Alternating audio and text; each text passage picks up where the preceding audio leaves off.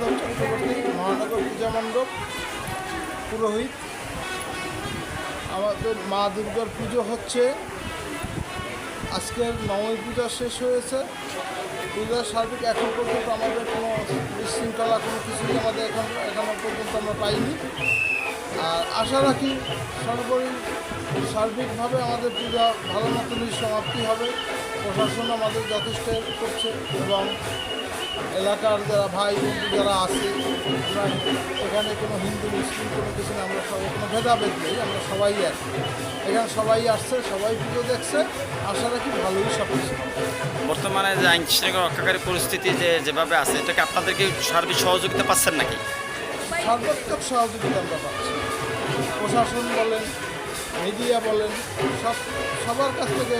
তারপরে রাজনৈতিক নেতা যারা আছে তারাও যথেষ্ট হেল্প করছে, মানে সাহায্য সহযোগিতা করছে, মানে কোনো রকম কোনো বিশৃঙ্খলা না হয় দেখভাল সবাই করছে। কোনো রকম ঘটনা আমাদের এখানে ঘটেনি। প্রিয় দর্শক, মিতামিসি পুজো মণ্ডপে বিস্তারিত দেখুন ভিডিও চিত্রে।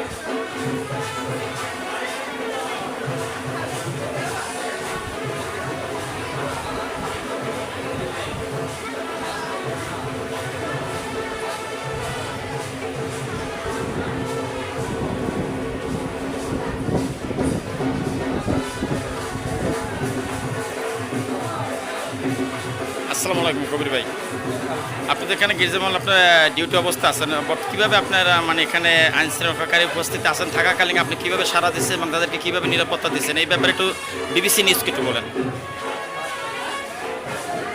এখানে আমরা নিরাপত্তার স্বার্থে আমরা ছেলে এবং মেয়ে আলাদা সারি করছি এবং যেটা সন্দেহপ্রবণ হয় আমরা সেটা চেকিংয়ের ব্যবস্থা করি। সেভাবে আমরা সার্বিক নিরাপত্তা নিশ্চিত করছি।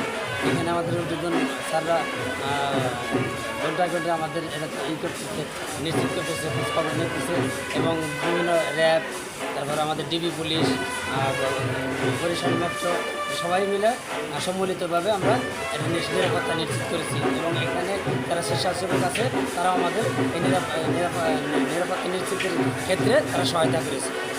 আসসালামু আলাইকুম। প্রিয় দর্শক, বিস্তারিত দেখুন ভিডিও চিত্রে।